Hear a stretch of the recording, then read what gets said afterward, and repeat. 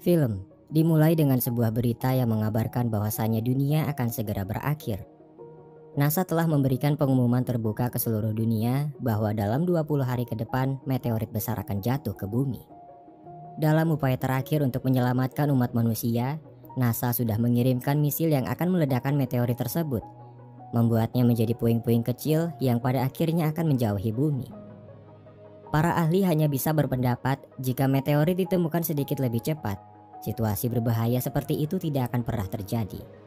Kini, manusia hanya bisa berdoa dan berharap solusi terakhir tersebut dapat berjalan sebagaimana mestinya. Namun, umat manusia mempunyai batasannya dalam setiap upaya yang mereka lakukan. Solusi terakhir mereka gagal dan meteorit semakin mendekat. Pada akhirnya, pemerintah di berbagai negara termasuk Korea mengumumkan deklarasi untuk mengakui bahwa bumi akan berakhir. Waktu tersisa 7 hari lagi sampai kiamat. Pemerintah Korea memutuskan untuk menunjukkan sisa hari di televisi sebagai upaya mengingatkan warganya agar mereka menghabiskan waktu yang tersisa dengan penuh makna.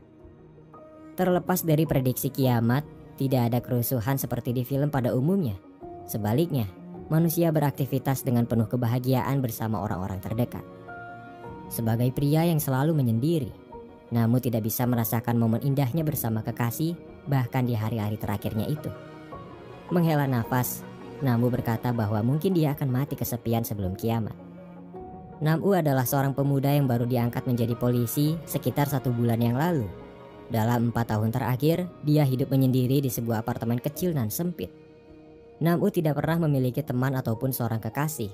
Satu hal yang mengejutkan adalah Namu tidak bisa mengingat masa lalunya. Dia seakan hidup di tubuh orang lain dengan ingatan yang kosong, di mana dia hanya tahu sekolah dan belajar untuk menggapai cita-citanya. Kini setelah menjadi polisi, Namu merenungkan perjuangannya dan bertanya-tanya untuk apa dia berusaha keras menjadi polisi jika pada akhirnya dunia akan kiamat. Walau demikian, dia tetap menjalani hidupnya seperti biasa. Setelah mengganti pakaian dan mengenakan sepatu sempitnya, Namu berjalan di lorong kantor polisi bersiap untuk menjalankan tugasnya. Untuk sesaat, Namu melihat daftar buronan sebelum akhirnya dia pergi berpatroli. Dalam prosesnya, Namu menemukan berbagai macam individu yang dengan bebas mengekspresikan diri, tapi anehnya dia merasa familiar dengan itu semua. Setelah kembali ke kantor, Namu menemukan berita yang cukup mengejutkan di mana seorang pria mengaku bahwa dirinya mempunyai kekuatan super. Di dalam situs berbagi video, pria itu menunjukkan kemampuannya mengeluarkan api dari tangan. Sebelum akhirnya dia bercerita bahwa sudah dari lama dia menyembunyikan kemampuannya itu. Pria tersebut sangat yakin pasti ada manusia lain yang punya kemampuan super sepertinya. Di akhir video, dia mengajak orang-orang sepertinya untuk menunjukkan kemampuan dan bersatu untuk menyelamatkan bumi. Tidak lama dari itu, senior Namu menawarkan dirinya untuk berhenti bekerja jika mau. Tapi dia menolak dan akhirnya pergi berpatroli sekali lagi. Namu berjalan menyusuri pemukiman sembari mendongak ke atas saat melihat bendera aneh. Namu merasa pernah melihatnya di suatu tempat, tapi lagi-lagi dia tidak bisa mengingatnya. Tidak lama dari itu, Namu dikejutkan oleh seorang gadis yang memanjat tembok. Terheran-heran saat melihatnya, Namu juga merasa sudah pernah melihat gadis itu di suatu tempat. Namun kali ini dia mengingatnya. Gadis itu ada di dalam daftar buronan yang sebelumnya dia lihat. Dia adalah Heiwa, gadis cantik berusia 18 tahun yang dianggap telah melakukan tindak pencurian. Setelah dibawa ke kantor polisi, Namu memeriksa kembali daftar buronan dan ternyata Heiwa tidak ada di dalam daftar itu. Namu semakin bingung dengan apa yang terjadi kepadanya karena dia selalu merasa pernah melihat sesuatu. Heiwa membela diri dan berkata bahwa rumah yang dia panjat itu milik kenalannya sendiri yang merupakan salah satu manusia super, tapi dia tidak ada di rumah. Heiwa meminta polisi untuk membebaskannya karena dia hanya bermaksud untuk mengumpulkan manusia super guna menyelamatkan dunia. Menurutnya itu lebih baik daripada hanya berdiam diri menunggu kematian. Pada akhirnya, senior menugaskan Namu untuk mengantar Heiwa menemui manusia super itu. Bukan di rumah sebelumnya, melainkan di sebuah tempat yang cukup jauh dari perkotaan. Di perjalanan, Namu terlihat grogi saat berusaha akrab dengannya. Kurangnya pengalaman membuat dirinya sulit untuk berkomunikasi. Jelas, itu adalah pertanda bahwa Namu menyukainya.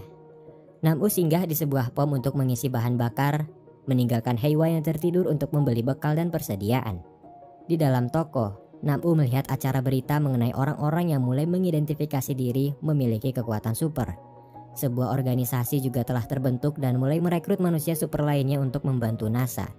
Entah bantuan seperti apa, tapi menurut mereka masih ada harapan bagi umat manusia. Karena tidak ada penjaga toko, Nam-u meninggalkan uang sebelum akhirnya dia pergi. Tidak lama dari itu, terdengar suara teriakan dari Heiwa saat dia pergi ke toilet. Nam-u menyiapkan pistolnya dan memeriksa keadaan di sana. Ketika pintu toilet bergerak dengan sendirinya, Heiwa mengajak Nam-u untuk segera pergi dari tempat itu. Heiwa sangat yakin bahwa dia merasakan kehadiran manusia, dan dia beranggapan bahwa manusia itu mempunyai kekuatan super tak terlihat. Tidak banyak yang bisa dilakukan Nam-u selain menawarkan plester kepada Heiwa yang terluka. Perjalanan mereka pun berlanjut, melewati pedesaan yang sepi hingga akhirnya berhenti di suatu tempat. Lokasinya masih jauh dan mereka harus berjalan kaki untuk bisa tiba di sana. Di tengah-tengah perjalanan, sepatu sempit yang digunakan Nam-u membuat kakinya lecet. Saat mengobatinya, Nam-u bertanya kepada Heiwa kemampuan apa yang dimiliki oleh manusia super yang akan mereka jumpai itu. Heiwa menjelaskan bahwa orang itu punya kemampuan untuk mengetahui kekuatan seseorang. Pada dasarnya, manusia super itu terbagi menjadi dua. Ada yang menyadari kekuatannya dan ada juga yang tidak. Oleh karena itulah, dia menemui manusia super ini untuk mengidentifikasi orang-orang yang tidak menyadari kekuatannya. Dengan begitu, mereka bisa menemukan lebih banyak manusia super yang mungkin saja bisa menyelamatkan dunia. Setelah melanjutkan perjalanan, mereka pun akhirnya tiba di tempat tujuan yang berada di puncak gunung. Orang yang mereka cari ternyata tidak ada. Heiwa memeriksa makanan yang untungnya belum basi, pertanda bahwa orang yang dia cari masih tinggal di tempat itu. Heiwa menjelaskan bahwa rumah itu adalah tempat berlatih Ibu Yang, manusia super yang mereka cari selama ini. Heiwa beranggapan bahwa dia sedang pergi ke suatu tempat dan akan segera kembali. Awalnya Nam-u akan segera pergi dari rumah itu, tapi Heiwa menyarankannya untuk menginap karena hari sudah semakin gelap. Di malam hari, Nam-u bermimpi duduk di sebelah Heiwa yang berkata bahwa mereka tidak akan pernah bertemu lagi. Air matanya mengalir saat berkata bahwa langit di hari akhir sangat indah. Saat terbangun di pagi hari, Nam-u melihat berita di televisi yang mengabarkan bahwa NASA akan bekerja sama dengan para manusia super untuk meluncurkan misil terbaru. Mereka akan menggabungkan kekuatan super yang menentang hukum fisika dengan teknologi canggih yang dimiliki NASA ke dalam misil itu. Berita tersebut terdengar seperti harapan palsu, mengingat waktu hanya tersisa 6 hari lagi sebelum kiamat. Heiwa menemukan pakaian bekas dan sepasang sepatu untuk Nam-u. Heiwa menjelaskan bahwa dia sudah mencuci seragam polisi Nam-u dan akan dikembalikan jika kiamat tidak datang. Heiwa akan menunggu Ibu Yang di tempat itu lebih lama lagi. Jika dia tidak kembali, mati di tempat indah seperti itu menurutnya bukan hal yang buruk. Ketika Heiwa berkata bahwa mereka mungkin tidak akan pernah bertemu lagi, Nam-u terkejut karena seakan-akan dia mengalami dejavu. Dalam perjalanannya kembali ke kota, Nam-u beristirahat di sebuah bebatuan sebelum akhirnya dia kembali karena menyukai Heiwa. Nam-u terlalu gugup untuk menyatakan perasaannya hingga akhirnya dia membuat alasan untuk tetap tinggal bersama. Saat bercerita, terungkap bahwa Heiwa juga memiliki kekuatan dan Ibu Yang telah menyadarkan dia akan hal itu. Heiwa merasa malu terhadap kekuatan yang dia miliki karena menurutnya itu tidak berguna. Kekuatannya adalah membuat orang yang dia cintai tidak bisa melupakannya.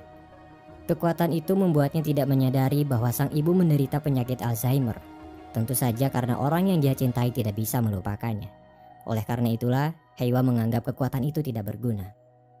Tidak lama dari itu, Ibu Yang akhirnya datang. Heiwa segera mengajaknya untuk pergi guna mencari orang-orang super. Ibu Yang berkata bahwa mereka sudah terlambat karena pergerakan meteor lebih cepat dari dugaan.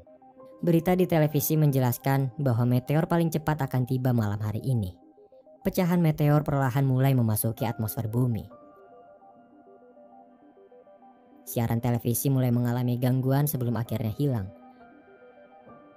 Walaupun dirasa tidak berguna, Ibu Yang mencoba menerawang Nam-u menggunakan kekuatannya.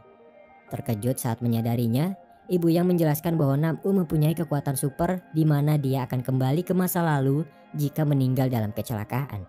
Itu artinya dia tidak akan mati karena bencana komet ini. Semuanya menjadi jelas bahwa Nam-u terjebak di dalam lingkaran waktu. Dia sudah beberapa kali mengulangi kejadian ini tapi tidak bisa mengingatnya. Itulah alasannya kenapa dia merasa tidak asing dengan semua kejadian ini.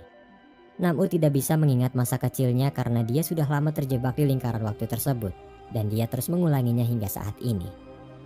Ingatan terakhirnya adalah di tahun 2016 di mana dia mengambil studi kepolisian. Ibu Yang menegaskan bahwa Nam-u bisa menyelamatkan dunia saat kembali ke masa lalu, mengingatkan orang-orang tentang bencana yang akan terjadi. Jika manusia menemukan komet ini lebih awal, peluang untuk mencegahnya akan lebih besar. Namun, Nam-u harus bisa mengingat semua kejadian ini.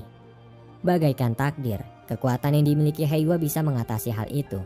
Heiwa harus bisa mencintai Nam-u agar dia tidak melupakannya. Di saat-saat terakhir, Heiwa berusaha mencintai Nam-u walaupun dia tidak tahu bagaimana caranya. Atmosfer bumi mulai berubah akibat dampak dari meteor yang mulai mendekat. Dengan gugup, Nam-u menyatakan perasaannya, berkata bahwa dia menyukai Heiwa sejak pertama kali melihatnya. Namun, perasaan sejatinya tidak bisa dipaksakan begitu saja. Heiwa tidak bisa mencintai Nam-u dalam waktu singkat.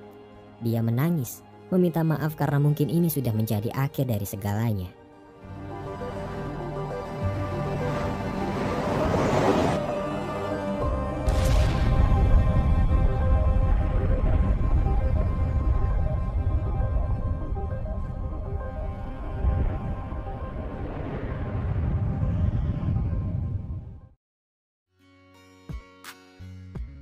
Waktu kembali ke tahun 2016.